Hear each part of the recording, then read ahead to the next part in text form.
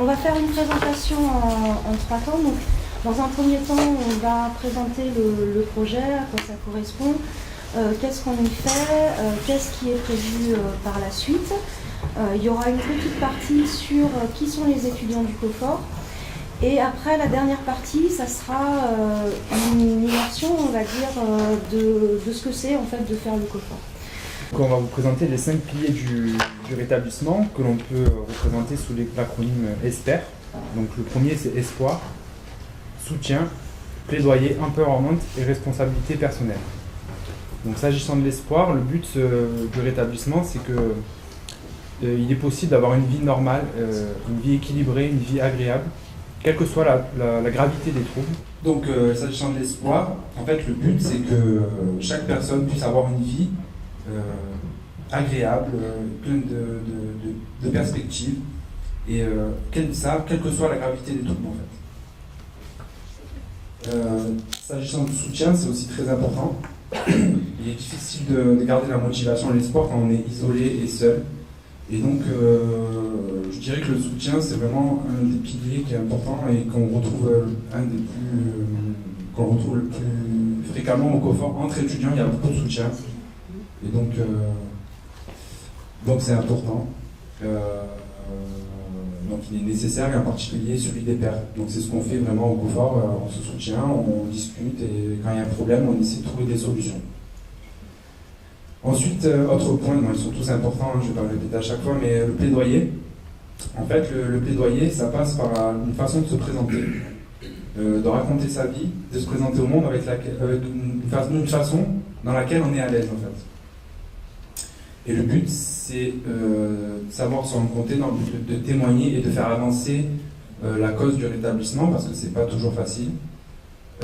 Changer le regard de la société, sur les préjugés, la stigmatisation, et informer de la réalité qui est possible du coup pour les personnes atteintes de ces troubles, de pouvoir guérir, avoir une vie normale comme tout à chacun, retrouver sa place dans la cité. Donc ça passe aussi par le plaidoyer.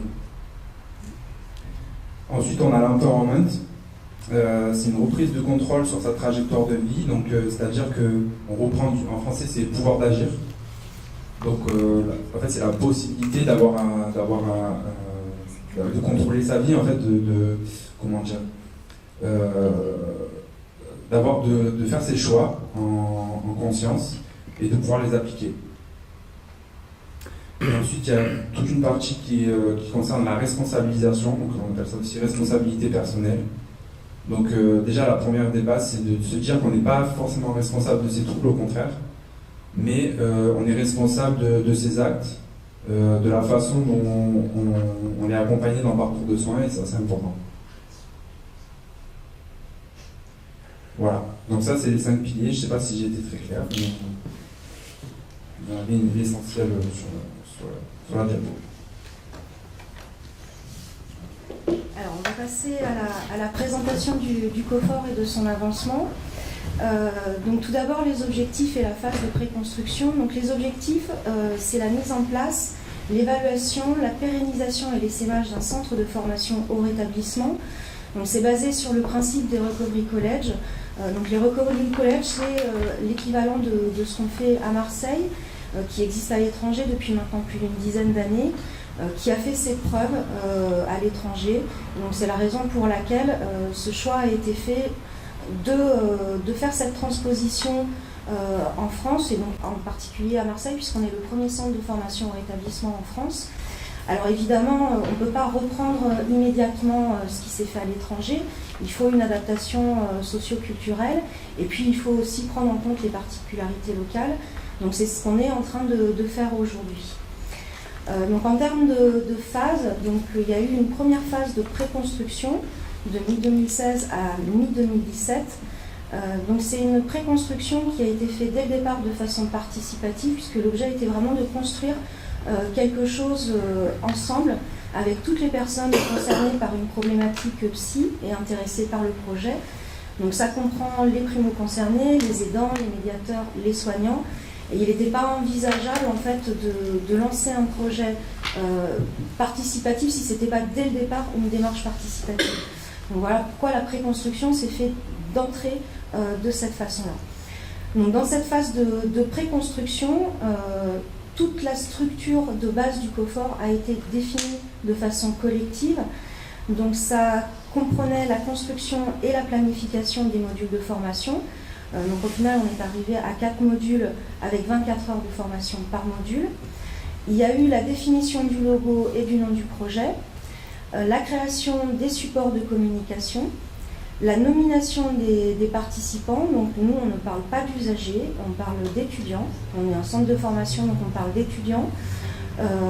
Ensuite, au niveau des personnes comment dire, on ne parle pas de formateurs non plus, puisqu'on n'est pas là pour donner des cours. On est là pour apporter des outils pour que les personnes échangent entre elles et puissent elles-mêmes construire leur outil en se servant des outils qu'on met à disposition et aussi de tout ce qui est échangé entre les personnes, puisque chacun a sa façon de procéder.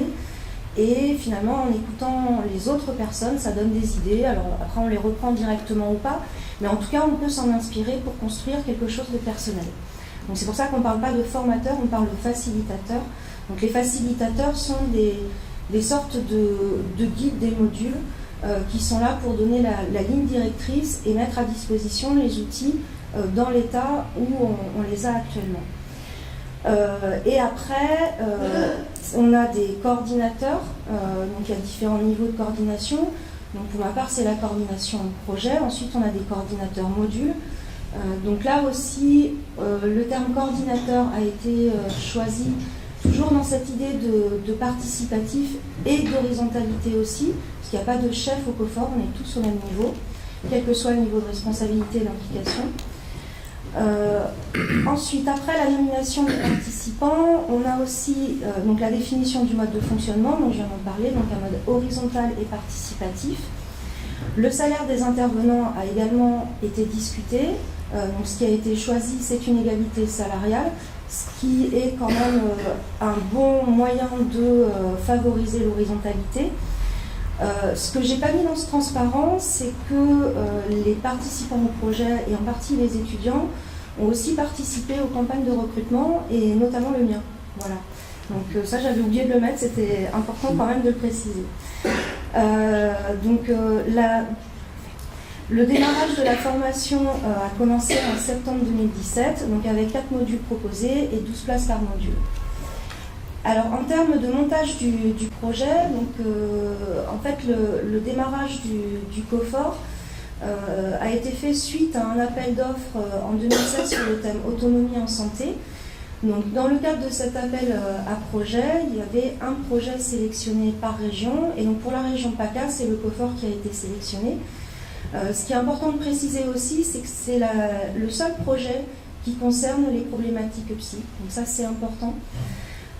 Donc on a un financement de l'ARS donc de 5 ans pour faire la démonstration de ce projet, pour démontrer qu'il y a une réelle efficacité et que c'est important de continuer ce qu'on fait. Alors quand je dis 5 ans, ça part de 2016, hein, donc là on en est déjà à plus de la moitié. Donc comme j'ai déjà précisé avant, mais c'est important de le répéter, c'est un projet de recherche expérimental et participatif.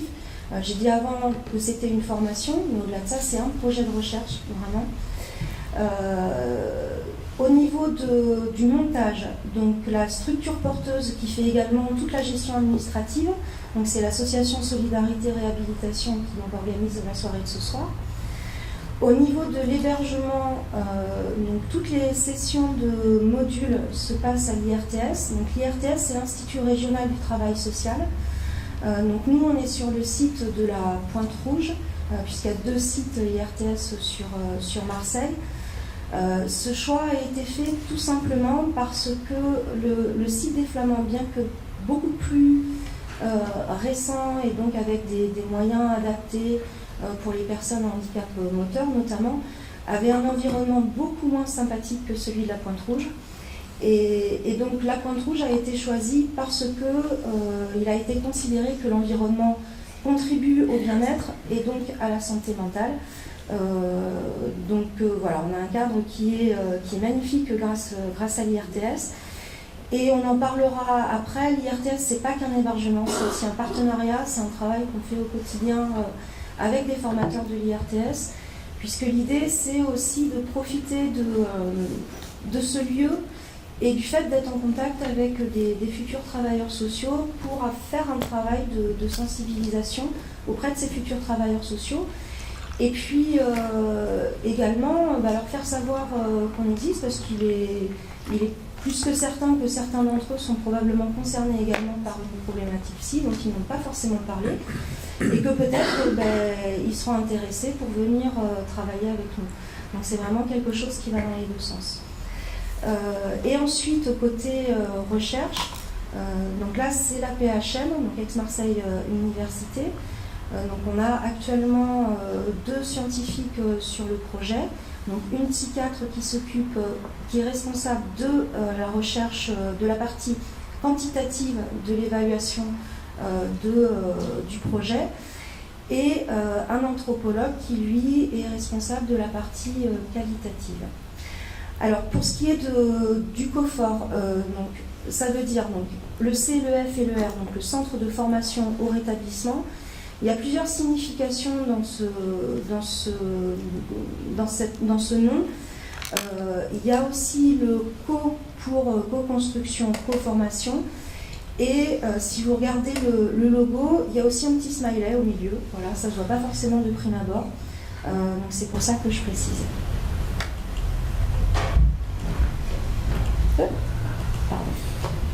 Alors, s'agissant de l'offre de formation, depuis septembre 2017, on a 4 modules, donc je vais les présenter chacun. On a le plan de rétablissement, le vivre avec, le droit et le bien-être. Alors, déjà, ce qu'il faut comprendre, c'est que Céline, c'est un projet participatif et horizontal, donc il y a une co-construction, et il y a une possibilité pour que ces modules, évidemment, évoluent au cours du temps et, et en fonction des besoins des étudiants. Donc pour le premier, le plan de rétablissement, c'est vraiment le cœur des modules. Il s'agit en fait d'établir un plan qui permette en gros d'éviter la crise, mais aussi de mieux se comprendre, de prendre du recul sur sa propre condition. Donc en premier, par exemple, on fait une liste de toutes les activités qui procurent du bien-être, de manière à identifier ce qui nous fait du bien, parce que c'est quand même l'essentiel. Dans un second temps, on parle d'un plan d'équilibre journalier. En fait, il s'agit de se faire un planning de journée type ou d'activités qu'on pourrait faire pour aller bien. Mais ça peut être aussi une liste qu'on liste à chaque fois et qu'on dit, par exemple, aujourd'hui je vais faire le ménage, je vais aller faire des courses et tout, et ça permet de savoir ce qu'on fait dans la journée, de s'encourager au fur et à mesure. Et ensuite, il y a aussi une partie qui permet d'identifier les signes avant-coureurs d'une crise, les signes déclencheurs aussi de la crise, ce qui permet de mettre en place un plan de crise. Et ce qui peut déboucher également sur la rédaction de directives anticipées qui permettent qui n'ont pas une valeur juridique contraignante pour l'instant, mais qui permettent de fixer le traitement, les personnes à voir ou à pas voir, le lieu, d'éviter la sectorisation parfois. Voilà, en gros c'est ça. Ensuite on a le module Vivre avec, qui est un module assez large dans son programme. Il est question de parler d'histoire de la psychiatrie, de thérapie, de consommation, que ce soit de médication ou de consommation de substances psychoactives. On a par exemple une sophrologue qui est venue, qui a fait une initiation à la sophrologie. On a aussi parlé Open Dialogue. Enfin, c'est tout un ensemble de choses qui permettent d'ouvrir en fait un panorama de possibilités. Ensuite, pour le module droit, donc, dans lequel je suis facilitateur, on parle essentiellement des droits autour de la psychiatrie et des droits des usagers. Donc on aborde des thèmes comme l'hospitalisation sous contrainte, l'accès au dossier médical, la personne de confiance. Et le but en fait c'est de délivrer des informations, mais aussi à travers les thèmes de discuter de l'expérience de chaque étudiant. Parce qu'en fait chaque groupe est construit autour de groupes de parole, et c'est de l'autosupport. Du coup ça part vraiment des étudiants et de leurs besoins, et c'est eux qui sont les principaux acteurs du module. Nous on est là vraiment pour poser la discussion et le thème. Et enfin, on termine par un module bien-être. donc qui est plus une façon pour les étudiants de reprendre conscience qu'ils ont des capacités physiques. Donc c'est pas du sport intensif, hein, c'est du sport assez soft, on va dire. Il y a des arts martiaux comme le tai chi, jiu-jitsu, de la boxe éducative, du self-défense, de la méditation, des choses comme ça. Et c'est un module en principe qui est apprécié quand même. Alors, j'aurais peut-être dû commencer par ça, mais je vais finir par ça. S'agissant des conditions d'accès, on n'a pas de prérequis si ce n'est d'être majeur et primo-concerné par un trouble psychique. Le coût de la formation est gratuit. Le nombre de personnes maximum par module, c'est 12 personnes. Et donc, comme je vous le disais, on travaille par binôme, ce qui permet d'avoir un meilleur recul sur le déroulé des modules. C'est très important ça, d'avoir un retour à deux, de se dire voilà, on va faire comme ci, comme ça, voilà. Mais aussi ça permet, si jamais une personne est un peu brassée par ce qu'il dit, parce que des fois les sujets ne sont pas toujours faciles à aborder, bah, ça permet de continuer le module et permettre à une personne de sortir et de discuter par exemple. Donc s'agissant du volume horaire, c'est 24 heures par trimestre, donc en gros c'est 10 séances de 2 heures, 2 heures et demie. Et ça, c'est égal pour chaque module. Et on a aussi, on considère qu'un module est validé à partir du moment où un étudiant a participé au moins aux 3/4 des sessions, ce qui lui donne ensuite, sous cette condition d'assiduité, une gratification pour la participation. Donc la durée, voilà, c'est sur 11 semaines en fait. Donc il y a 10 sessions de formation et une dernière session, toujours sur le côté participatif et horizontal, une session d'évaluation où en fait j'en parle après. Donc où on évalue en fait le module. Et en fait c'est les étudiants qui évaluent le module. Voilà. Alors sur la partie évaluation et recherche, puisque les deux sont complètement liés, puisqu'il y a toujours derrière à la fois et l'objectif de faire évoluer la formation en fonction des attentes des étudiants, de leurs besoins, et aussi également la question d'évaluer le projet pour l'objectif recherche et la pérennisation du projet. Donc comment ça se passe? En fait, on propose aux étudiants en début et en fin de module de remplir des questionnaires qui sont bien sûr anonymes. Donc ces questionnaires en fait permettent d'évaluer deux choses. Donc pour le moment on a deux points qu'on regarde. C'est l'effet sur le rétablissement et sur le bien-être. Donc cette évaluation elle est faite par les étudiants, donc c'est l'inverse de ce qui se fait habituellement. C'est les étudiants qui évaluent la formation. C'est une évaluation qui est globale, c'est-à-dire que c'est pas une évaluation des facilitateurs ou du contenu, c'est vraiment une évaluation globale. Donc finalement, tous les ressentis sont compris là-dedans. Donc s'il y a une mauvaise dynamique au niveau du projet, ça va ressortir. S'il y a un problème de dynamique au sein du groupe, ça va ressortir. Voilà, c'est vraiment quelque chose de global. Il n'y a pas de choses visées en particulier.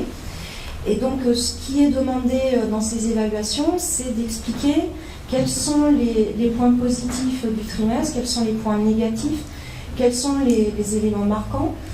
Il y a une première partie qui est faite sur des post-it de façon anonyme pour que les étudiants puissent vraiment s'exprimer sans contrainte. Et après, il y a une discussion plus collective. Et évidemment, les évaluations ne sont pas faites par les facilitateurs du module pour que les étudiants justement ne soient pas gênés d'être avec la personne qui a guidé le module pendant tout le trimestre. Donc ça c'est pour la partie comment se passent les évaluations. Donc ensuite qu'est-ce qu'on fait de ces évaluations? Donc là c'est la partie recherche qui traite ces évaluations. Et en fait entre chaque trimestre on a 15 jours d'arrêt parce qu'en fait l'objectif c'est à chaque trimestre qu'on fasse évoluer la formation en fonction de ces évaluations. Donc c'est pour ça qu'on a 15 jours d'arrêt entre chaque trimestre.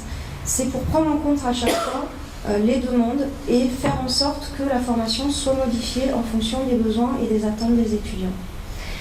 Donc les objectifs, donc pour résumer, donc une formation qui s'adapte aux étudiants et qui se construit avec les étudiants.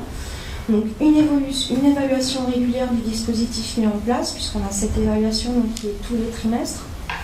et à terme, donc pérenniser la formation et si possible essaimer dans d'autres villes. Alors j'ai laissé et si possible, mais en fait c'est déjà en cours puisqu'il y a un bébé coiffeur qui est en cours à Lille. Dans le Nord. Dans le Nord. Le Grand Nord. Voilà. Donc pour revenir sur la partie participative du projet, donc on vient de le voir, il y a la partie évaluation de la formation par les étudiants. On en a parlé aussi, il y a la co-construction des modules. Le contenu est vraiment fait avec les étudiants. C'est pas quelque chose qui est décidé et qui vient d'on ne sait pas trop. C'est les étudiants qui disent en fait ce qu'ils veulent et comment ils veulent que ce soit fait. On a évidemment, parce que qui dit participatif dit besoin de se réunir régulièrement pour discuter tous ensemble. Donc on a des réunions participatives tous les lundis, donc ça s'appelle le Focus, de 15h à 17h. Donc c'est hors vacances COFOR, c'est-à-dire que ça se déroule tant qu'il y a des modules, il y a des réunions participatives. À côté de ça, on a un comité pédagogique tous les trimestres, dont l'objet est de faire vraiment le point, puisque tout ce qui est traité dans les évaluations est évidemment présenté aux étudiants, afin que chacun sache ce qui est fait des données qui sont récoltées et qu'ils sachent aussi qu'est-ce qu'on a fait et puis comment on agit après avec la formation, et qu'ils puissent nous donner aussi un retour s'ils ne sont pas d'accord avec la façon dont on a procédé. Donc tous les étudiants sont invités à participer à ce comité. Et on a également un comité de pilotage. Alors la différence entre le comité de pilotage et le comité pédagogique, c'est que le comité de pilotage est le moment où on rend des comptes auprès des financeurs. Donc là, ça n'était pas le cas jusqu'à maintenant. Bon, il y a eu très peu de copies, hein, forcément, le projet est jeune. Mais par la suite, les étudiants seront également conviés à ce comité de pilotage, puisqu'il n'y a pas de raison finalement qu'ils ne soient pas présents pour ce comité. Alors en pratique, il faut quand même un cadre, hein, même si on doit être le plus souple et adaptatif possible, il faut un cadre qui est nécessaire pour que tout le monde se sente bien et à l'aise, parce que pour que tout ce processus fonctionne, il est absolument indispensable que les gens se sentent bien dans un environnement qui soit bienveillant et qui corresponde à la démarche du rétablissement. Donc dans cet objectif, on a mis en place une charte dont j'ai mis un extrait ici. Donc on a appelé la charte de confiance et de confidentialité. Ce qui est dans cette charte, c'est pas plus que ce que tout un chacun devrait faire au quotidien dans sa vie, ce qui n'est pas vraiment le cas dans la vie telle qu'on la connaît aujourd'hui. Mais en gros, c'est se respecter, respecter la parole des autres. Ne pas avoir de propos qui pourraient être blessants. Donc ça comprend pas de propos sexistes, pas de propos religieux, pas de propos homophobes. Donc voilà, vraiment faire en sorte que les identités de chacun soient respectées. Donc tous ces sujets-là, on peut les aborder, mais par contre, il faut que ce soit toujours respectueux par rapport aux positions et aux convictions des personnes que l'on a en face. Il y a la notion de secret partagé parce que il est évident que quand on parle de problématiques psy, on aborde des histoires personnelles parfois compliquées, difficiles, et que pour que les gens soient à l'aise pour en parler, il est évident que ce qui se passe dans les modules doit rester dans les modules. Il n'est pas question que les choses qui sont racontées par les étudiants et discutées par les étudiants sortent du cadre des modules. Donc voilà, donc cette charte, elle a été écrite par les étudiants, elle est modifiable tous les trimestres. Alors, très sincèrement, là, ça fait 2 trimestres qu'on n'a pas fait de modification, donc a priori, elle est bien. Elle concerne toutes les personnes participant au projet, c'est pas que pour les étudiants, c'est pour les coordinateurs, c'est pour les facilitateurs, c'est pour les chercheurs, c'est pour tout le monde. Qu'est-ce qu'il y avait d'autre à dire là-dessus ? Non, je crois que c'est à peu près tout ce que j'avais à dire. Donc ensuite, là je reviens un petit peu sur l'hébergement et le partenariat avec l'IRTS. Donc côté hébergement, c'est pas que des salles, il y a aussi une mise à disposition de moyens. Donc on a 2 bureaux avec poste informatique, donc les étudiants ont leur propre bureau avec leurs propres moyens. Alors c'est assez récent, donc il n'est pas encore complètement aménagé, mais en tout cas, voilà, c'est en cours. On a accès au centre de ressources documentaires également de l'IRTS, donc il y a 2 documentalistes et 2 médiateurs numériques. Donc ça comprend évidemment des livres, des revues, des supports audio et vidéo, et également du matériel de réprographie informatique, donc là aussi des postes informatiques équipés de logiciels bureautiques, un accès Internet, donc photocopieuse, imprimante, scanner.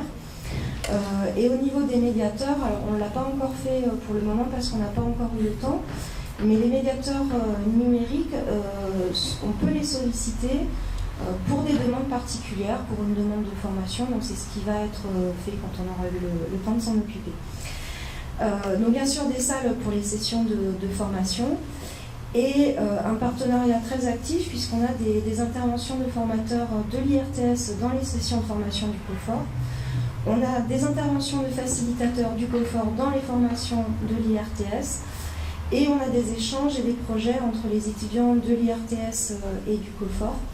Donc voilà, c'est un partenariat vraiment très productif et qui évolue vraiment de façon très très positive.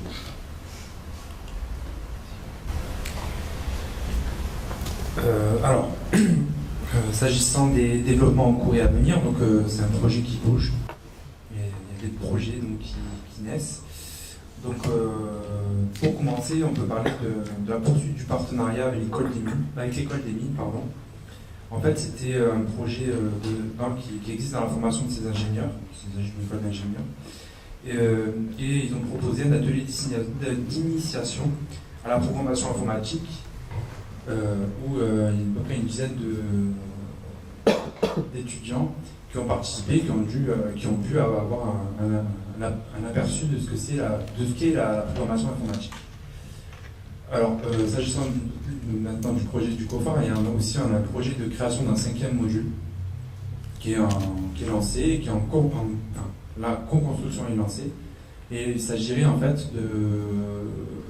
d'orienter ce 5e module plus vers la paire et danse. Donc il y a plusieurs pistes qui ont été envisagées, donc, par exemple l'intervention de médiateurs de santé pair, des entretiens avec des personnes qui sont acteurs de rétablissement dans d'autres structures, dans tout un ensemble de choses qui nous permettraient d'aller vers une sorte de professionnalisation de la pérénance. Et du coup, comme il y a la pérénance naturelle dans le COFOR, je pense qu'on a une bonne expérience et qu'on va monter un truc assez sympa. En parallèle du développement du COFOR, il y a aussi un autre projet qui est la création d'une association des étudiants du COFOR. Un projet qui est en cours, on est en train de rédiger les statuts.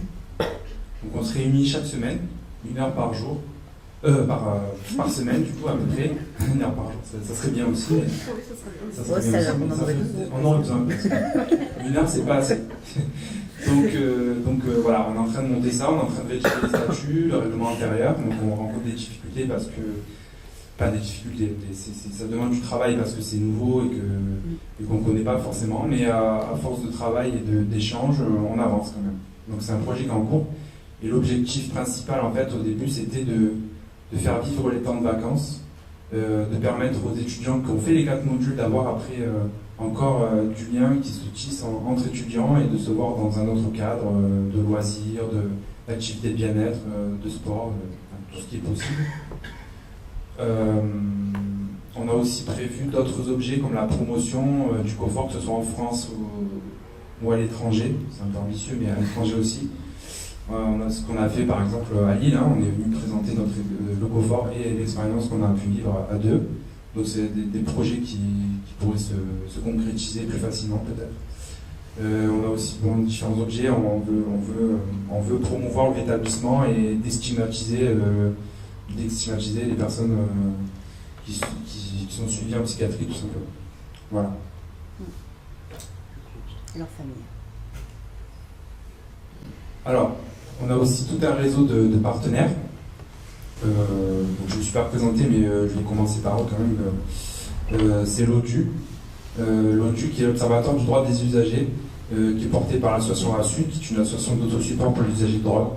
En fait, il s'agit d'un observatoire qui recueille des témoignages et qui lutte contre les différentes discriminations, mais qui ne sont pas forcément existantes ou interdites par la loi. Donc le but, c'est vraiment d'identifier de nouvelles sortes de discriminations qui touchent les usagers de drogue et de la psychiatrie. On a aussi les nomades célestes, Sauvegarde Presse, je ne sais pas si je les cite tous, l'équipe Mars, la PHM évidemment, l'URIOPS, la Fédération des acteurs de la solidarité, donc Bourgogne-Franche-Comté, dans laquelle un binôme du COFOR est intervenu pour une introduction sur le rétablissement, où l'objet c'était de former quand même des médiateurs de santé.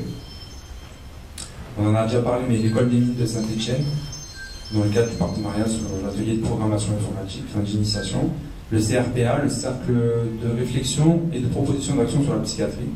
Donc par exemple, dans ce cadre-là, il y a le président de cette association, André Piton, qui est venu et qui nous a fait un exposé sur la personne de confiance. C'était très intéressant. Donc c'est le genre d'événements qui sont ouverts à tous les étudiants en fait. Quand c'est vraiment une intervention importante, on ouvre au maximum de personnes. L'IRTS, on l'a présenté. Radiola aussi, qui est un partenariat important, puisqu'on a pu faire une émission de radio spéciale COFOR. Et d'autres projets d'émissions sous forme de chroniques sur le COFOR sont à l'ordre du jour, et donc c'est en train de se faire.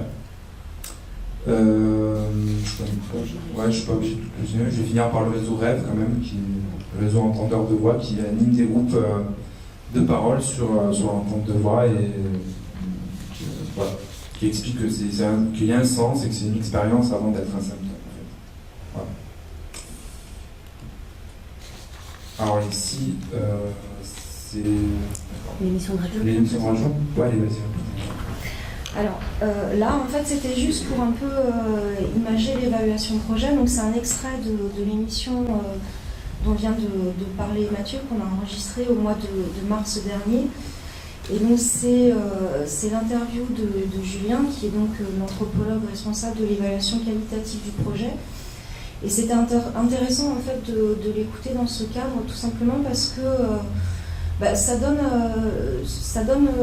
le point de vue en fait d'il y a un an de la personne qui est responsable de cette évaluation. Donc voilà, c'était intéressant de l'écouter. J'espère que ça va fonctionner. Je m'appelle Julien Gras, je suis anthropologue, chercheur en sciences sociales, je travaille pour la PHM au sein de l'équipe mobile psychiatrie précarité Mars. J'aime beaucoup ce qui se passe au COFOR et par rapport aux attentes que je pouvais avoir, justement, je suis finalement, pour le moment, pas déçu du tout et bien au contraire, quoi. Au début, on s'attendait à ce que ça plaise aux gens, que des gens nous disent peut-être 2-3 personnes dans chaque groupe nous disent ça m'a servi, je me suis senti mieux. Et là, en tout cas, à l'issue de l'évaluation du premier trimestre, on s'est rendu compte que ça avait globalement, semble-t-il, porté ses fruits d'une façon beaucoup plus importante que ce qu'on avait imaginé. Nos attentes, de toute façon, c'était ça, c'était créer de l'empowerment, favoriser l'autonomie des personnes et que les gens s'emparent du COFOR. Et donc là, c'est allé bien au-delà de nos attentes. Donc on a des personnes qui sont prêtes à devenir des facilitateurs et à nous remplacer, des personnes qui n'étaient plus dans une dynamique de formation, qui sont encore relativement jeunes, qui ont entre 30 et 40 ans, et qui nous disent que là, le COFOR leur a servi un peu de tremplin, et que grâce à cela, elles se sont inscrites dans des formations par le biais de Cap Emploi, par exemple, ce qu'elles n'auraient pas envisagé de faire il y a quelques mois. Et donc ça les a un peu remobilisées. Donc il y a des tas de choses là qui vont bien au-delà de ce qu'on aurait pu attendre. Donc pour le moment, sans être dans un optimisme béat, on est quand même très heureux, très content, mes collègues et moi. Moi, ce que j'en retire aussi à titre personnel, il y a plusieurs choses. À titre personnel et professionnel, en tant que chercheur, là, ce que je découvre, c'est je sors un peu du champ de la précarité dans lequel je travaille avec l'équipe mobile psychiatrie précarité Mars, et je rencontre des gens qui sont passés par des parcours de soins très divers entre les services de la Conception, de Sainte-Marguerite, etc. Et puis je commence à voir qu'il y a quand même des grandes tendances qui se dessinent dans la manière de se penser face aux soins, de se penser face à la maladie. Je trouve ça très, très intéressant. Ce que j'en retire aussi, c'est que la participation, et surtout, là c'est peut-être quand même la chose centrale, c'est que la participation, ça va pas de soi et que c'est quand même quelque chose de très difficile de remettre ou de mettre dans une dynamique participative des personnes qui ont été dépossédées, que l'on a dépossédées de leur pouvoir d'agir depuis des années et des années. Des personnes qui ont été habituées à ce qu'on n'écoute plus leurs paroles, à ce qu'on la dénigre, à ce qu'on la considère comme illégitime. Tout ça, je le savais, je l'avais vu pendant mes études, en discutant avec les gens, je savais cet aspect-là des choses. Mais là, de voir en acte ce que c'était que d'essayer de remettre les gens dans ce chemin de la participation, je vois qu'il y a des aléas, il y a parfois des gens qui se sentent investis de beaucoup plus de pouvoir que finalement la dynamique participative et démocratique ne propose, quoi. On est chacun une voix, une personne. Voilà, je pense que ça conclut à peu près pour l'ensemble des 5 points. Vous êtes bien sur Radio La. Merci Bernard.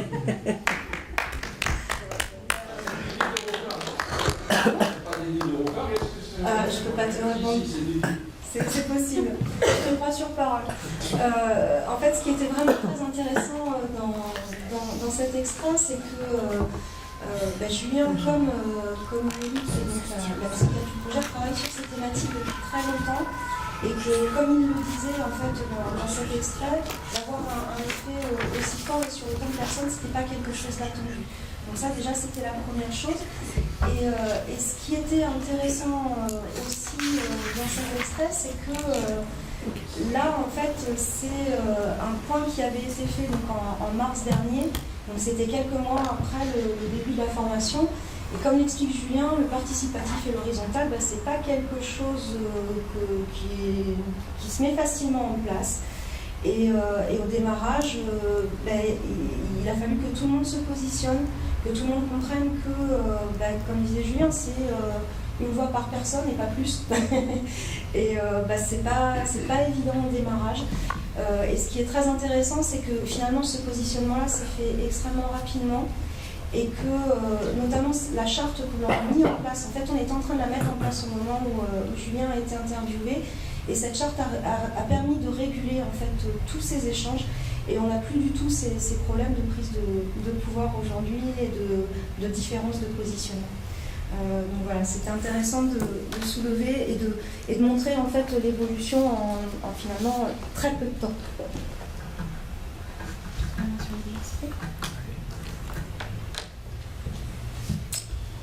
Alors, on va vous présenter un peu des données statistiques que l'on recueille grâce à des questionnaires qui sont distribués aux étudiants.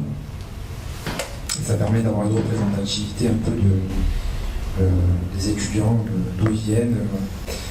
Donc, ce qu'on peut voir, ce qui est notable en fait, et ce qui est une particularité apparemment du COFOR de Marseille, c'est que parmi les personnes qui facilitent les modules, il y a 93% de pairs, dont 33% d'anciens étudiants. Donc c'est quelque chose qui est important, de donner la possibilité aux étudiants, et j'en fais partie, d'accéder à la facilitation en fonction de compétences ou autres.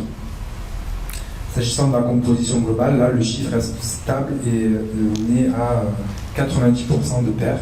Donc ça englobe les étudiants, les facilitateurs et l'équipe projet. Ensuite, on a une pyramide des âges assez représentative également. Donc on voit que l'essentiel des personnes qui sont inscrites au COFOR ont entre 30 et 60 ans, je dirais 69 ans. Donc on a à peu près tous les âges qui sont représentés finalement. S'agissant de la parité, on a un peu plus de femmes que d'hommes, mais ça reste assez équilibré. Pour l'âge moyen, donc l'âge moyen c'est 43 ans, donc c'est idem pour les femmes et les hommes. L'écart moyen est un peu plus élevé chez les hommes, donc il y a 10 ans d'écart en moyenne entre les étudiants hommes et seulement 8 ans entre les étudiantes femmes. L'âge minimum est une personne donc qui a 24 ans, l'âge maximum 77 ans. Un âge fractal.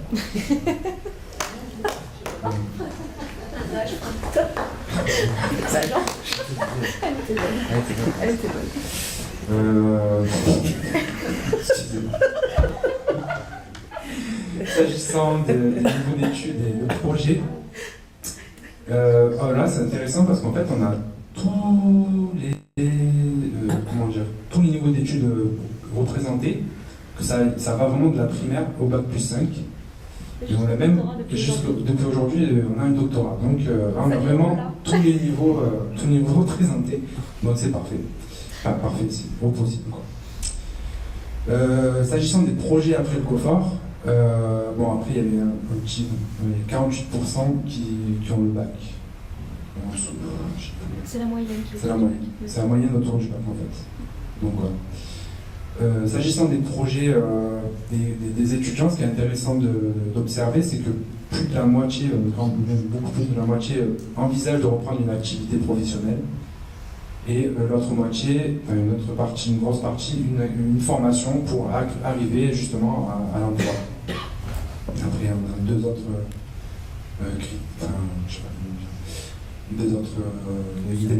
options, déménagement ou insertion dans la société, mais c'est minime. S'agissant de la domiciliation des moyens de transport, donc là aussi c'est intéressant de voir ça. La part bon, évidemment on s'y attendait, mais c'est quand même bien de le confirmer que la plupart des étudiants sont issus de Marseille, donc 83% sont issus de Marseille, contre 17% hors Marseille, ce qui est quand même assez important. Donc on a des gens qui viennent de Salon, comme Christelle, de Toulon, et Vitrolles, le bassin marseillais, mais Toulon c'est un peu plus loin que le bassin marseillais. Donc ce qu'on peut observer aussi, c'est que c'est concentré autour du centre de Marseille, peut-être parce que c'est 8 personnes de Marseille, et il y a quand même des zones qu'on n'arrive pas à toucher pour l'instant, notamment les quartiers nord. S'agissant par contre des moyens de déplacement, donc la grande majorité c'est les transports en commun, donc 76%.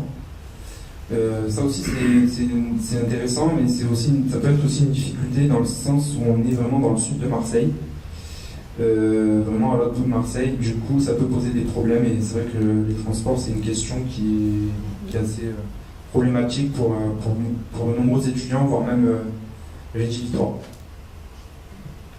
Et donc il y a donc 76, 24% qui ont un véhicule personnel, donc ce qui est assez peu finalement. Nous allons vous présenter donc ce papillon qui est le résultat d'un travail d'équipe de tous les étudiants du COFOR. Et dans ce papillon se retrouvent donc des mots que nous allons évoquer dans cette présentation. On vous encourage à aller consulter cette image sur la page Facebook COFOR et Lab, où vous pourrez mieux voir à peu près tout ce qui la compose.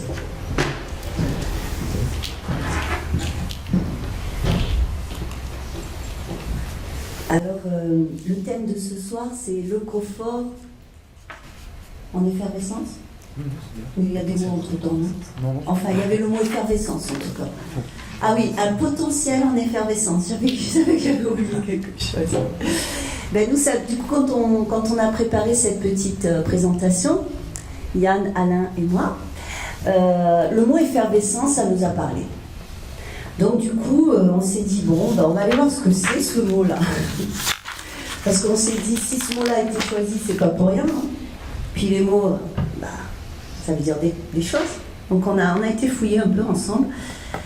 Et puis on s'est rendu compte qu'on était d'accord avec ce terme. Il nous semblait, tout de suite, il nous a semblé qu'il était adapté, hein, ce terme. Alors on est allé regarder dans le dictionnaire. Parce qu'au COFOR, on aime bien chercher aussi, on aime bien se renseigner, on aime bien les mots, parce qu'ils veulent dire. Et dans le dictionnaire, on est allé aussi voir les synonymes. Donc la définition, c'est bouillonnement produit par un dégagement de gaz lorsque certaines substances entrent en contact.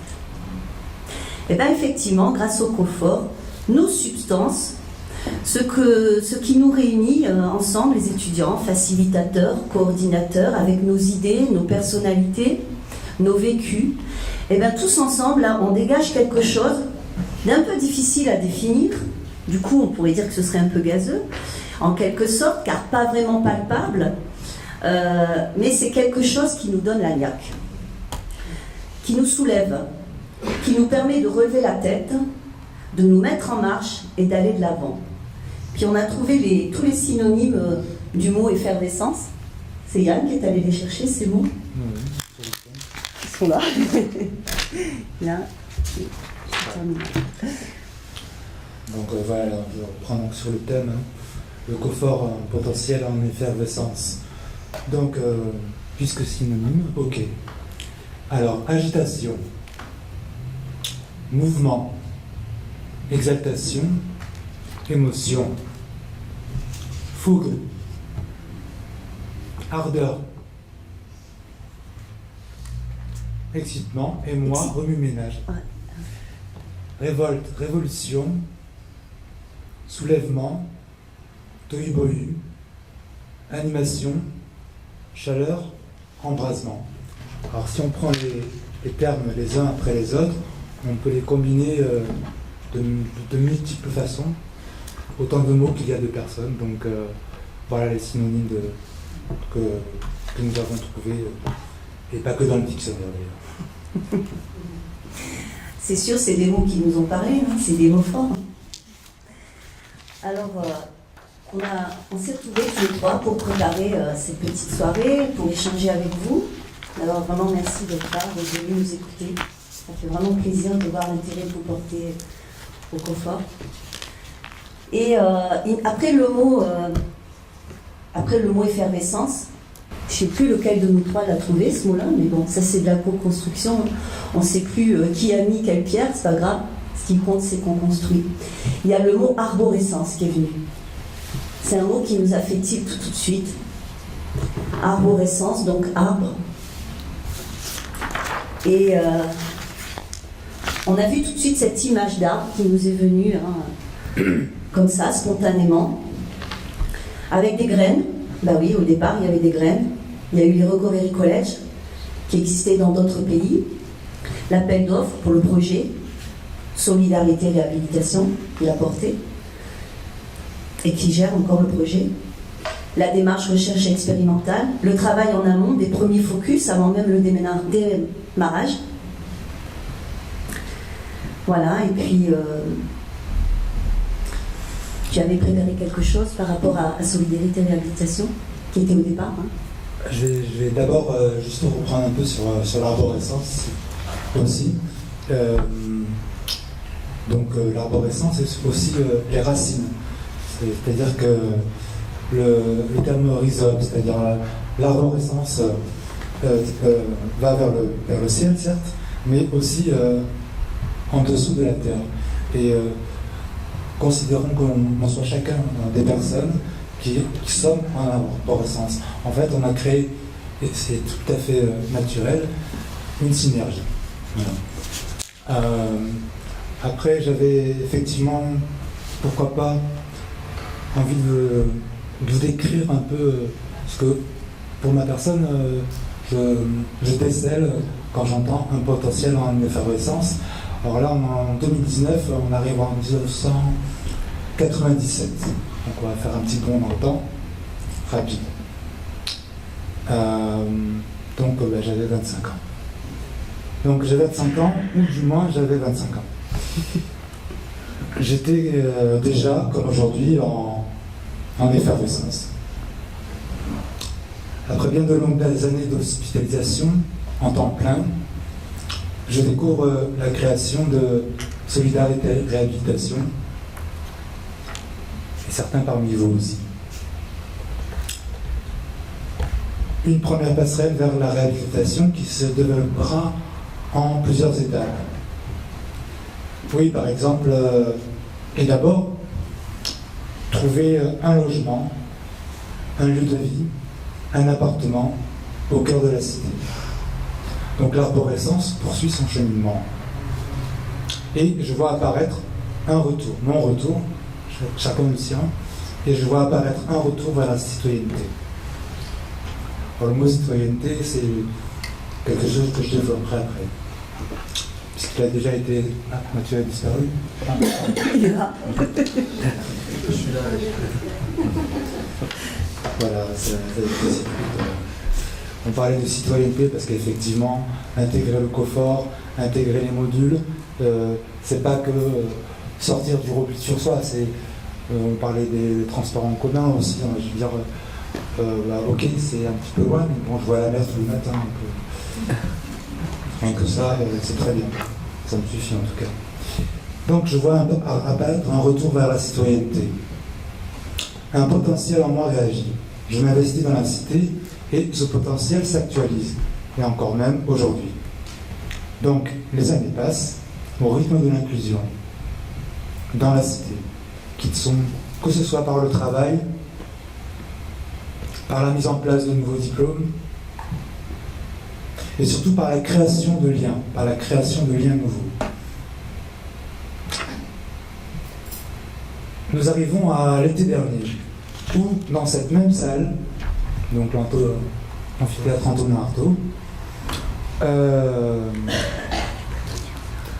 je découvre, et ce avec exaltation, le bel ouvrage qu'est le COFOR, et même avec émotion. Et je retisse de nouveaux liens. Parenthèse, je m'étais absenté un an de la planète, je ne sais pas où j'étais, donc c'était bien. Ainsi, écoutant attentivement la présentation concrète du rétablissement, le rétablissement, ce chemin qui peut permettre d'aller au-delà des épreuves pour vivre une vie satisfaisante et pleine de sens. C'est pour ça d'ailleurs que parmi les 4 modules qui vous ont été présentés, il me semble aussi que le plan de rétablissement est quand même une pierre angulaire qui conjugue les 4. Ah bah tiens, il se trouve, voilà, une étincelle brille dans mes yeux, normal. Je me retrouve dans un carrefour important dans mes choix de vie. Et ainsi, en septembre dernier, je participe à la rencontre de la rentrée 2018-2019. Mes pairs sont également présents et je ressens leur bienveillance et leur accompagnement. Il y en a quelques-uns là parmi vous qui sont là. Je vous en remercie. Comme je l'ai dit, donc je poursuis. Je m'inscris donc sur 2 modules. Alors les 2 premiers modules dans lesquels je me suis inscrit et impliqué, c'est le module 3 et le module bien-être. Donc ça fait à peu près 20 séances. Oui. Ouais, à peu près. 24. 24, Donc je me lève courageusement le vendredi matin pour aller au bien-être et faire de la boxe. Oui. Bernard. Alors ce qui est bien dans le bien-être aussi, c'est que il y a beaucoup d'énergie physique qui sont dégagées, il y a beaucoup d'entente, d'entraide, on se comprend, mais pas là, on finit pas de défigurer, ça c'est sûr. Mais en tout cas, toutes les énergies, enfin moi c'est comme ça que je le revois, les énergies négatives qu'on peut ressentir dans la cité ou ailleurs dans une journée, bah, à travers ces exercices qui sont physiques, ça peut être l'oxygénation des artères, du cœur, etc., par la respiration, enfin bref, ça c'est le bien-être. Je poursuis. M'étant replié pendant bien un an avec pour seul lien social l'hôpital ou l'hospitalisation, mes capacités relationnelles reviennent. Relation de lien. Dans ces 2 modules, je vois que nous nous enrichissons les uns les autres. Tout à l'heure, nous parlons d'horizontalité aussi, et je pense que c'est important d'insister sur ce concept, mais sur dire que ça serait bien que ça se passe d'ailleurs sur toute la planète, quoi. Une horizontalité entre tous, un jour viendra, voilà. Donc, je poursuis. Pour module droit, je suis informé que malgré mon handicap, je suis protégé non pas que par des textes de loi, mais aussi par des personnes bien réelles et bienveillantes. Des affinités, des immunités naissent, et au rythme des séances, la parité et l'horizontalité prend place. Et je pense que la charte a permis aussi de bien consolider tout ceci. Merci.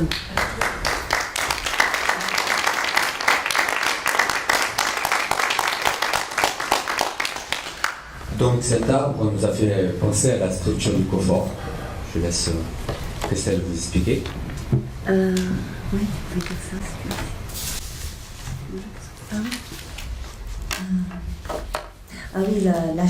Oui, la charte, c'est un peu ce tronc qui fait tenir les choses, hein, qui fait tenir l'arbre.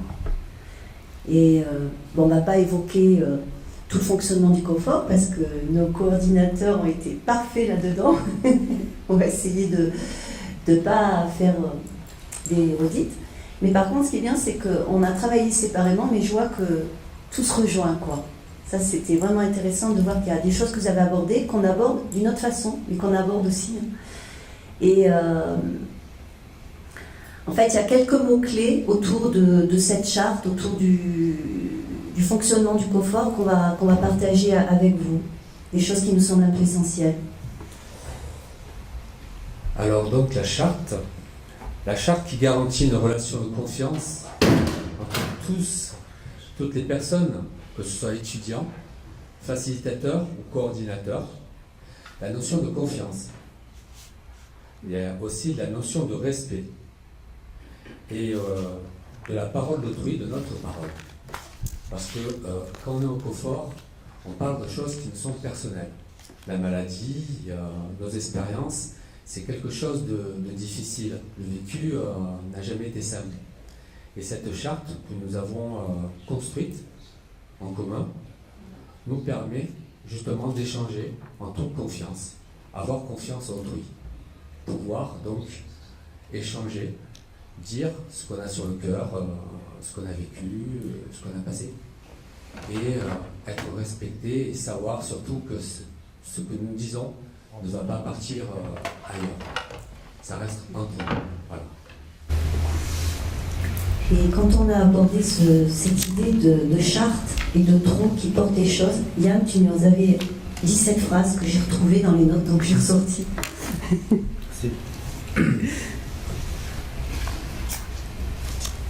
Des toutes petites choses qui sont fondamentales et qui ne sont pas des détails. Je trouvais vraiment cette phrase très porteuse de sens. Alors effectivement, notre parole est considérée, écoutée. Elle a un sens, elle prend sens, elle peut être discutée, contre-argumentée, et elle permet de construire. Parce que finalement, la parole, elle n'était plus tellement considérée pendant toutes ces années où j'étais un peu réduite à une personne malade, et du coup, ma parole n'était plus que la parole d'une personne malade, pas trop fiable, ou tout simplement, elle ne m'était pas donnée, cette parole. Et quand on écoute, je peux aussi à nouveau écouter les autres.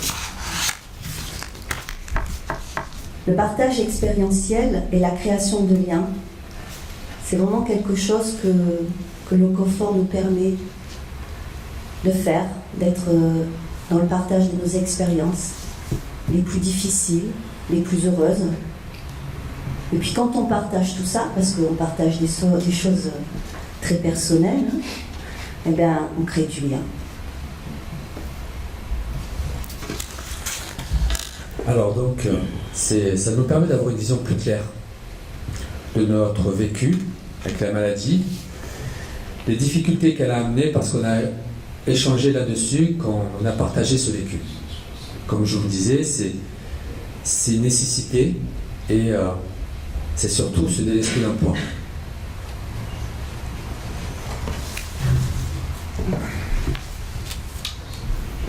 Le relationnel.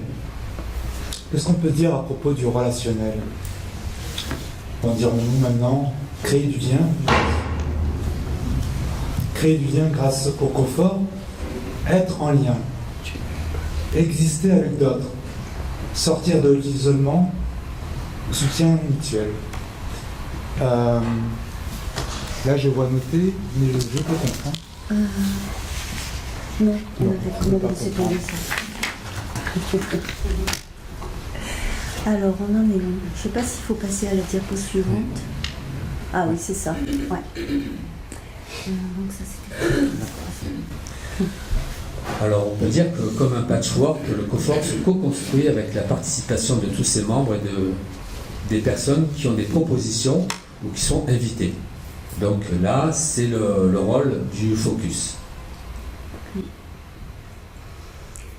La notion de co-construction fait partie des choses qui vont le plus attirer vers le confort.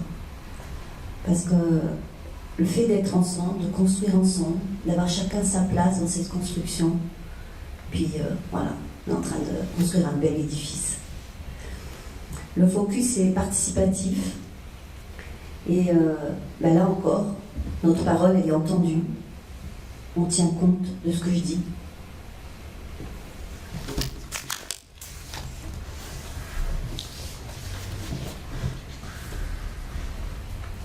On en parlait tout à l'heure, l'horizontalité, donc. Et on peut employer un autre terme, l'équité. Donc la parole de chacun a la même importance, parité et horizontalité. Et je vais rajouter une petite virgule, parce qu'effectivement il y a 4 modules, on va dire que ça représente à peu près 2h30 multiplié par 2, ça fait 5, allez 5 heures. Enfin, si j'imagine qu'un étudiant participe à 2 modules, il vient à peu près 8 heures au COFOR, voilà. Et puis finalement, il va découvrir l'arborescence dont on parlait tout à l'heure. Et puis finalement, il va peut-être, pour certains, pour ceux qui souhaitent, s'inscrire, tu parlais du focus, Christelle, et finalement, progressivement, là c'est plus une expérience personnelle dont je parle, c'est que finalement j'ai un emploi du temps maintenant sur toute la semaine. C'est-à-dire qu'il y a une part active, il y a un échange d'informations, un échange d'expérience, mais il y a un rythme qui s'installe, et ce rythme quand il s'installe c'est presque une inclusion, parce que je parlais de la vie citoyenne tout à l'heure, mais enfin voilà quoi, c'est quand, comme je sais pourquoi je me réveille, et je ne me réveille pas pour être en crise. Ce que je veux dire, c'est aussi une alternative à la crise, peut-être. Moi, je voudrais vous parler d'une petite expérience que j'ai eue, et c'est quelque chose que je n'avais pas eu l'occasion d'échanger, à part avec les médecins. Mais les médecins, eux, ne prennent pas les mêmes molécules que moi. Voilà. Et donc, j'ai eu un vécu similaire avec un facilitateur, et donc où j'ai parlé de traitement, je ne sais plus si c'est selon le tertien, et je disais le bien que je pense de cette molécule, et pour la première fois, j'ai pu échanger avec quelqu'un qui a pris la même chose et qui n'était pas un médecin. Voilà. Et ça a été presque une révélation. C'est quelque chose qui m'a mis en confiance, et ça m'a vraiment, on va dire, délesté d'un poids.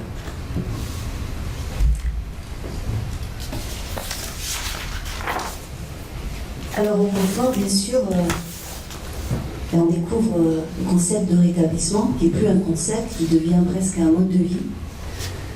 Et le rétablissement, c'est super. Donc du coup, là, on a repris une petite phrase de Patricia Digan. Je vais vous la lire. Le rétablissement est une attitude, une manière de prendre conscience au fil de la journée et d'affronter les défis qui se présentent à moi. Savoir ce que je ne peux pas faire me permet de mieux voir les nombreuses possibilités qui s'offrent encore à moi. Alors Patricia Digan est docteure en psychologie, chercheur, engagée dans la recherche et la promotion du rétablissement en santé mentale. Elle a reçu un diagnostic de schizophrénie à l'âge de 17 ans.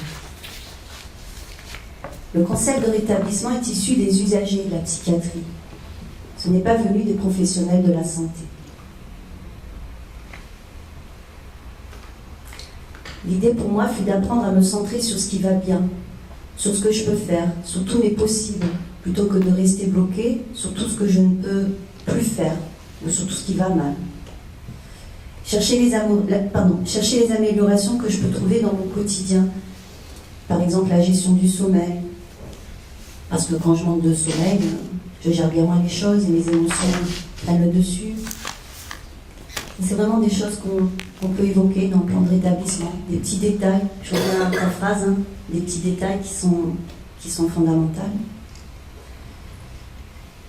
Et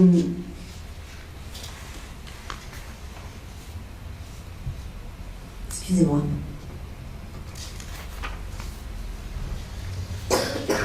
J'abrège un peu parce que je peur que ce soit trop long.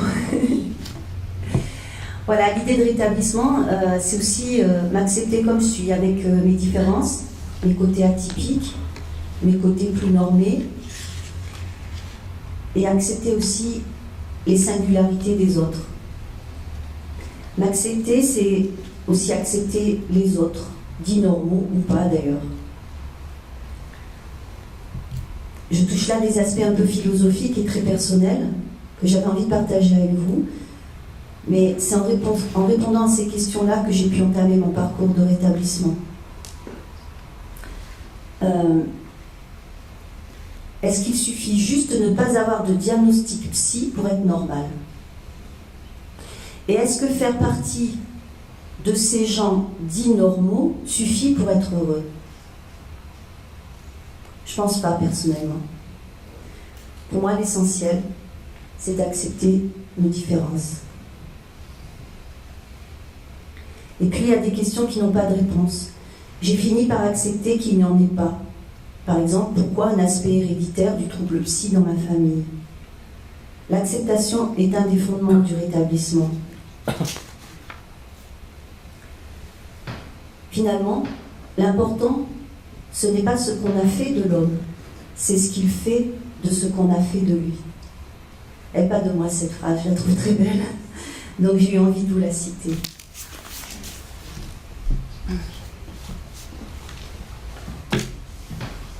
Je crois qu'elle est de moi, non?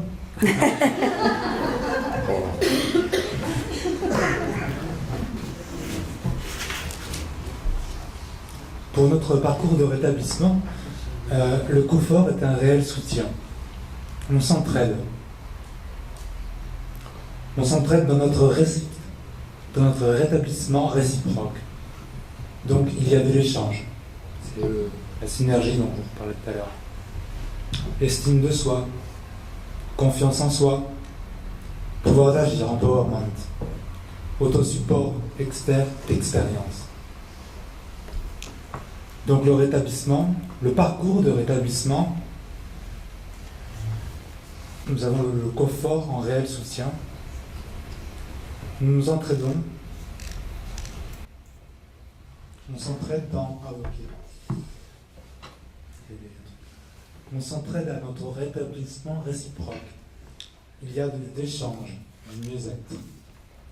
Dans notre vie personnelle, il y a une implication. On n'est pas isolé dans sa pensée. Donc je ne vais pas gamberger toute la journée. Mais Alors je vais vous parler de la gratification. Et surtout que la gratification n'est pas que financière, elle est surtout, c'est la gratification personnelle. Avant tout, le confort est un support à mon rétablissement. Et c'est une gratification pour mon épanouissement. C'est ça avant tout. C'est pas une question d'argent ou quoi que ce soit. La première gratification, c'est mon rétablissement. Et c'est vrai que l'idée, c'est aussi que finalement, quand on a fait les 4 modules, a priori, il n'y a plus de gratification financière, et on est tous encore là. Et on a tellement d'autres gratifications. C'est une gratification personnelle qui est tellement épanouissante, qui est tellement riche. Et au-delà des modules formels, tous les temps informels sont gratification. Par exemple, lors d'une rencontre, c'était toi, Yann. Je suis désolée, excusez-moi. Ça, c'était des propos de Yann, donc je vais lui redonner. On a mis des couleurs, mais des fois, on peut se tromper. Je pense que tu arrives à mieux exprimer des choses qui ont été trouvées par toi.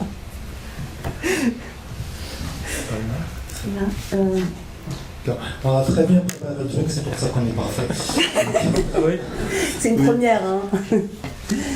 Alors, au-delà des modules, c'est ça? Ouais, c'était ça, l'idée que tu avais discutée avec quelqu'un quand il y avait eu un événement qui... J'ai retrouvé l'idée. Ouais. Alors, je vais prendre par là. Au-delà des modules formels, tous les temps informels sont gratification. Par exemple, lors d'une rencontre, j'ai discuté avec des participants parce qu'une réunion a été annulée. Je n'ai pas perdu mon temps, bien au contraire, je suis rentré chez moi enrichi. J'ai échangé avec des personnes, j'étais dans le lien, j'ai vécu quelque chose de riche pour moi, ça c'est gratifiant. Les branches de l'arbre, c'est à la fois tout ce qu'on vit dans les modules et tous les partages qui sont rendus possibles grâce aux modules. Vous parlez un petit peu du lieu. Oui, c'était toi aussi. Et moi aussi. Du module. Donc le lieu, et je vais reprendre ce qui a été dit tout à l'heure, c'est vrai que d'une part, on est à l'IRTS, on est donc dans un beau lieu. Il y a aussi autre chose à dire sur le lieu, peut-être que c'est écrit, mais je le redirai après. On est en mixité avec les étudiants de l'IRTS, et j'aurai quelque chose à vous dire aussi après. Et donc, le lieu où se passent les modules, l'IRTS, donc qui sont les initiales de cette... L'Institut régional de travail social. Merci. Nous sommes inclus avec des étudiants dans le travail social. Nous les côtoyons. On se sent comme des étudiants à part entière. On peut aller au centre de ressources, empreinte de bouquins pour avoir du soutien par l'animateur informatique ou pour la rédaction. Voilà. Et juste pour dire, il y a eu des modules, je crois que c'était au module droit, où une prof de l'IRTS est intervenue. Et ça a été 1h30, 2 heures, vraiment. On était tous là, on posait des questions. Et hormis que, voilà, on avait une prof au quai de l'IRTS, mais c'est surtout le retour qu'elle nous a. C'était quoi ce retour? C'était. Qu'elle s'intéressait, c'était plus sympa. Tu te rappelles, ça y est? En fait, la prof de l'IRTS, qui a beaucoup d'élèves, qui a fait un retour après qu'elles soient intervenues auprès de nous, qui a dit que c'est beaucoup plus intéressant d'intervenir auprès des élèves du COFOR. Ça nous a vraiment fait plaisir. On est plus réactif, on pose plus de questions, on est plein de textes, quoi.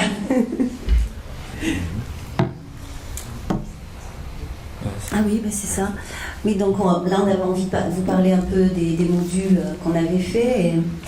Et par exemple, le module bien-être, dont vous a parlé Yann tout à l'heure. Voilà, on parlait de potentiel, potentiel en effervescence. Au module bien-être, moi j'ai découvert un potentiel que je ne soupçonnais pas. J'ai utilisé pour la première fois de ma vie des gants de boxe. J'ai j'ai été très surprise de voir avec quelle force je pouvais taper dans le mannequin. Tu avais un mannequin? Ah ouais, non mais vraiment, je suis pas venue au confort, j'aurais jamais su ça, quoi. Toute cette énergie. Mais j'ai aussi découvert le self-défense. Je ne pensais pas qu'on pouvait faire face à un adversaire avec si peu de mouvement, en bougeant si peu, juste avec la respiration, avec une posture adéquate. Cela m'a redonné confiance en moi. Après, je me suis même dit qu'il faudra que je reprenne, que je refasse des trucs comme ça, tellement ça m'a plu, quoi. Ça, c'est les fruits de l'art. C'est tout ce que le confort nous apporte dans notre vie, qui dépasse largement le cadre du confort. Et en fait, tout ce que j'ai fait dans le module bien-être m'a beaucoup plu. Mais surtout, j'ai tissé des liens avec les participants, parce qu'il y a eu de grands moments de rigolade aussi. Et même ça manque un peu d'avoir fini le module bien-être. Tu as vu le module bien-être et puis après le droit. D'accord. Donc, par rapport au bien-être, c'est vrai que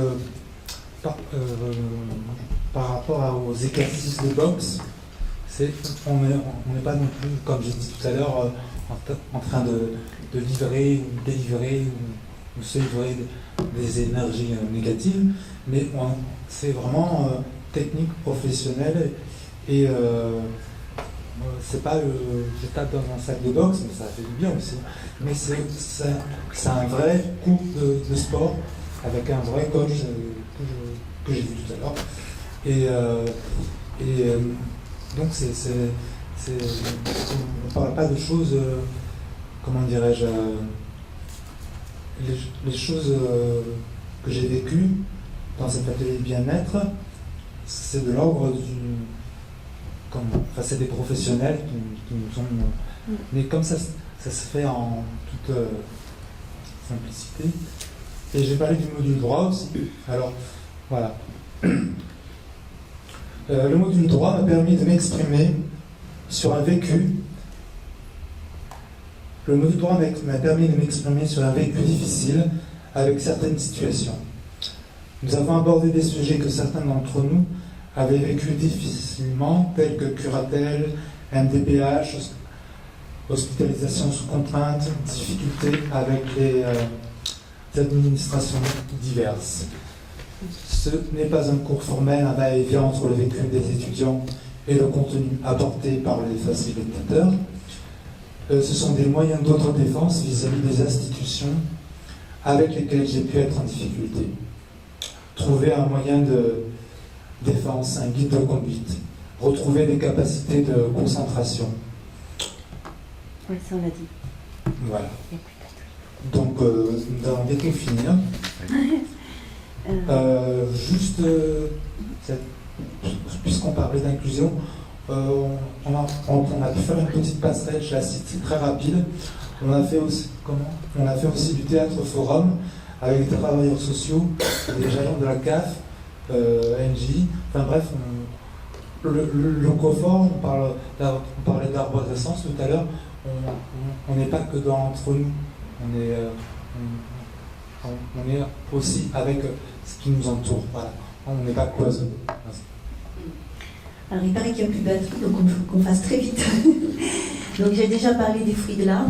En fait, les fruits, c'est tout ce que le confort produit dans nos vies. En dehors des temps vécus au confort, dans notre vie quotidienne, dans nos projets, dans tout ce que ça nous permet de vivre bien au-delà du confort. Par exemple, certains d'entre nous sont entrés en prépa Oasis, qui est une préparation au travail social, enfin une préformation pour s'engager dans un travail social qui est spécifique pour les personnes en situation de handicap. Donc on parlait tout à l'heure des liens entre l'IRTS et le confort. Ben voilà, c'est une porte que les gens ont trouvée à partir du confort. Finalement, le confort, c'est aussi un tremplin, quoi. Et il y a des réels fruits qu'on commence à porter, du mieux-être, se sentir moins exclu, La lutte contre l'exclusion, pas de jugement entre nous, la déstigmatisation, sortir de l'autostigmatisation aussi. Voilà. Et le confort a aussi permis des choses au-delà ce à quoi tu avais participé. Oui. Il y a eu aussi des exemples comme l'atelier d'informatique qui nous a beaucoup amusés. Ce module c'est venu se greffer, c'était pas une obligation, et on s'est éclaté. Et les botaniques avec Xavier qui nous avaient vraiment fait plaisir. Ça aussi, ça a été une belle expérience. Voilà, on a essayé de vous partager en toute simplicité tout ce qu'on a vécu au confort. En fait, quand on a commencé à préparer cette petite présentation, je crois qu'on aurait pu parler toute la nuit de tout ce que le confort nous apporte. Mais on va devoir s'arrêter là. Merci beaucoup vraiment pour votre